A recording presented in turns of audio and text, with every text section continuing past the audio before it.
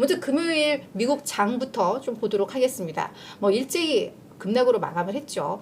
다우지수가 1% 하락을 했고요. S&P 500이 1.5, 나스닥 지수는 1.8% 급락을 했습니다. 이걸 주간 기준으로 보니까 훨씬 더 심각했는데요. 뭐 일제히 3대 지수 모두가 다 4%대 급락을 했습니다. 이게 뭐 다우지수 같은 경우에는 6월 이후, 작년 6월 이후 최대 낙폭이었고요. 주간 기준으로. 그럼 뭐 S&P나 나스닥도 뭐 각각 작년 9월, 그리고 작년 11월 이후 이제 최대 주간 하락폭을 기록을 한 건데, 특히 다우지수 같은 경우에는 올 들어서 지금 3.7%의 하락률을 기록을 하고 있습니다. 그러니까 저희가 연초에 엄청난 뭐 연초 랠리 했지만 이걸 다 까먹었다라는 거죠. 그래서 그 이유 지금 좀 살펴보도록 하겠습니다. 네. 실리콘밸리 은행의 이제 초고속 파산 소식이 전해졌습니다. 얘들이 유동성이 약간 좀 꼬이면서 뭐 이것저것 조치해 하면서 이렇게 약간 리스크에 대한 시장의 신호를 보낸 지 이틀 만에 이제 파산까지 이어진 뭐 이런 상황인데요. 일단 이 스토리부터 잠깐 간단하게 설명을 해드리자면은 이 실리콘밸리 은행 같은 경우에는 스타트업을 대상으로 한 특수은행이다 말씀을 좀 드렸었죠. 이들에게 어떤 투자도 하고 이들의 뭐 예금도 이들이 주 고객이고 뭐 이런 상황인데, 일단 최근에 스타트업들이 금리 상승으로 인해서 좀 어려움을 겪었죠. 또 IPO도 이 시장에 완전히 뭐 거의 죽은 상황이죠. 미국 증시도 마찬가지로. 그러니까 자금 조달을 할 여력이 안 되니까 예전에 또 예금을 해놨던 거기에서 이제 인출들이 벌어지는 건데, 근데 이제 그러다 보니까 SBB 같은 경우에는 이들에 대한 뭐 대출도 해주지만 대부분 국채 투자를 상당히 많이 했었다고 합니다. 그러니까 다른 은행들과 비교했을 때 또 자금을 운용하는 측면에 있어서는 채권, 특히 장기 채권에 많이 투자를 했었는데, 이게 뭐 잘 돌아갈 때는 뭐 전혀 나쁠 게 없는데 금리가 계속해서 상승하다 보니까 뭐 평가 손실들 계속 이루어지고, 근데 그냥 채권은 사실 만기까지 가져가면은 계속 이자 따박따박 먹고 나중에 만기 상환이 되는 건데, 이제 뭐가 이제 예금을 해봤던 쪽에서 이쪽도 이제 현금이 없으니까 계속 이제 예금을 인출을 해가는 그런 상황이죠. 그러니까 보유하고 있는 현금이 없다 보니까 손실을 만회하고도 이 채권들 그냥 매각을 해버리고, 그래서 이거를 만회하기 위해서 우리 유상증자로 좀 할 거야 라고 했는데, 생각보다 이게 이제 더 이 은행 이상한가 봐 라고 하니까 뱅크런, 그러니까 예금 인출들을 더 이제 경쟁적으로 하다 보니까 결국은 니들 파산이야 라는 조치가 나온 뭐 이런 흐름이라고 생각을 해볼 수가 있을 것 같습니다. 그래서 일단은 이 은행에 대한 업무도 다 중지 상태였어요. 지난 금요일 날은. 근데 이게 오늘부터는 열리는데, 그리고 우리나라도 예금자 보호한도 지금 5천만 원에서 이제 1억으로 올리는 작업 중인데, 미국은 이게 25만 달러라고 합니다. 그러니까 우리는 예금자 보호라고 하는데 얘는 뭐 예금 뭐 보험 해서 뭐 같은 맥락일 텐데, 근데 그게 이제 오늘부터 예금 보호 한도에서 25만 달러 한도에서는 인출이 가능한 뭐 이런 구조라고 하는데, 지금 그러니까 예금이 묶인 쪽도 결국은 다 스타트업인 거죠. 그래서 당장 뭐 25만 달러 정도 인출하면 당장 직원들 급여부터 문제가 돼 라는 우려들이 좀 나온 겁니다. 그러니까 뭐 시장에 있어서는 첫 번째 우려는 이게 금융 시스템 전반적으로 확산이 되면서 이게 다른 은행들의 뱅크런으로 이어지고, 이게 그래서 시스템이 붕괴되고 뭐 이런 걸 우리가 우려를 했는데, 그런 금융 시스템 우려, 이걸로 전염될 가능성은 일반적으로 낮다고 이야기를 하고 있습니다. 왜냐하면 이 실리콘밸리 은행은 약간 좀 다른 대형 은행들과는 다른 흐름이잖아요. 스타트업이나 벤처 캐피탈을 대상으로 하다 보니까 예금 고객 그리고 이에 대한 자금 운용이 한쪽으로 약간 좀 쏠려 있었던 포트폴리오가 다변화되지 않았다라는 점에서 이걸 다른 은행도 동일하게 어려움을 겪지는 않을 것이다 라는 게 전반적인 월가의 평가입니다.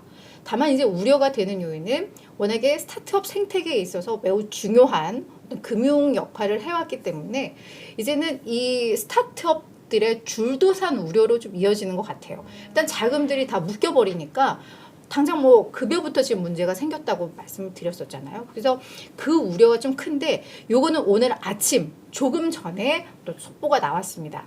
연준에서 예금 보호 한도가 넘어서더라도 예금 인출이 가능하게 긴급하게 조치를 내리겠다. 그래서 줄도산을 막겠다라는 긴급 조치들이 나와서 그 우려, 가장 컸던 그 두 번째 스타트업 생태계에 대한 우려도 일단은 해결된 조짐을 좀 보이고는 있는 것 같습니다. 근데 지금 약간 그 중하위권, 그러니까 실리콘밸리 은행도 앞서 이제 잠깐 내용을 보신 분들은 아시겠지만 미국에서 자산 기준으로 16위권 은행이거든요.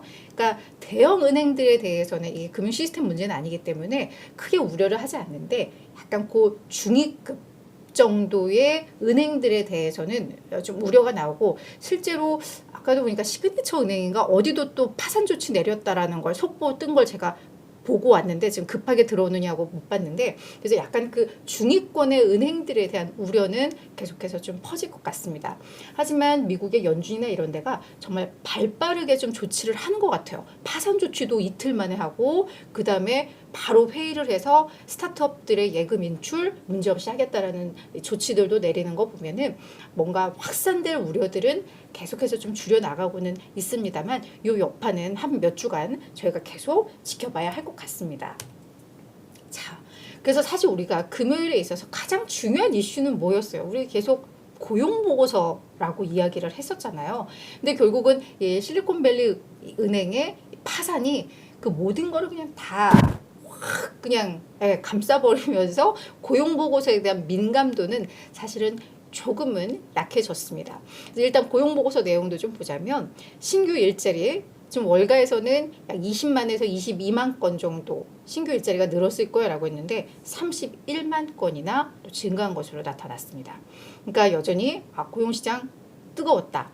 지난달에도 50만 건이 넘으면서 이거는 거의 충격 수준으로 일자리가 많이 늘었었는데 이번에도 역시나 31만 건 늘었는데 이게 보니까 이런 호텔, 이쪽 레저 이쪽에서 일자리가 상당 부분 많이 늘어나고 있더라고요. 아무래도 이 코로나 때 피해를 봤던 업종인 만큼 이게 이제는 엔데믹으로 오면서 이쪽의 일자리가 빠르게 늘고 있는 그런 국면인 것 같습니다.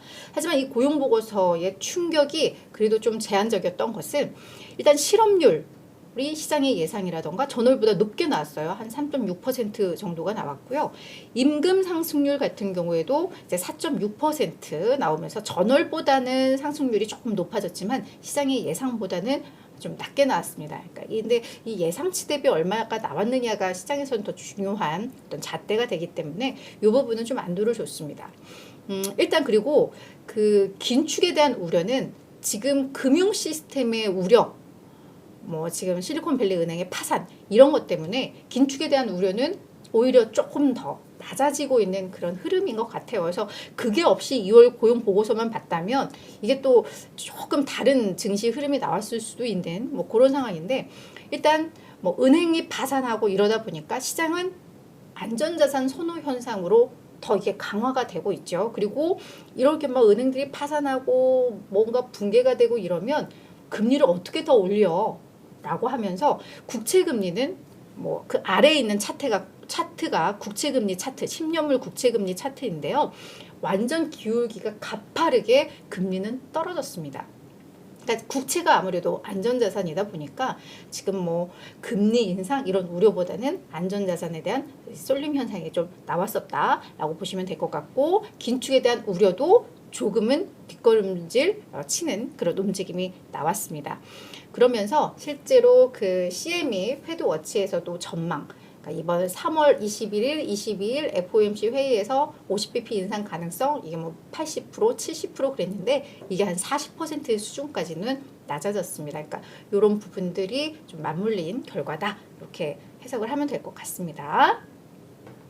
네, 우리 수피아님 와주셨습니다. 안녕하세요. 간밤에 우리 수피아님도 좀 힘드셨죠? 네, 월가에서 안 좋은 소식들이 너무 많이 나와가지고 게다가 이게 단순히 그냥 월가의 작은 은행, 중견은행의 문제가 아니라 좀 우리 국민연금에서도 꽤 투자를 한 것으로 알려져 있습니다. 일단 이 실리콘밸리 은행 주식에 투자하는 것도 뭐 300억 원 규모에 달한다고 하고 실제로 또 다른 뭐 투자를 했을 수도 있다라는 얘기가 나와서 지금 국내의 어떤 파급 영향에 대해서도 계속 이제 금융당국에서 조사를 하고 있는 것 같은데요. 뭐 그런 것들도 저희들이 이제 좀 눈여겨봐야 할 대목인 것 같습니다.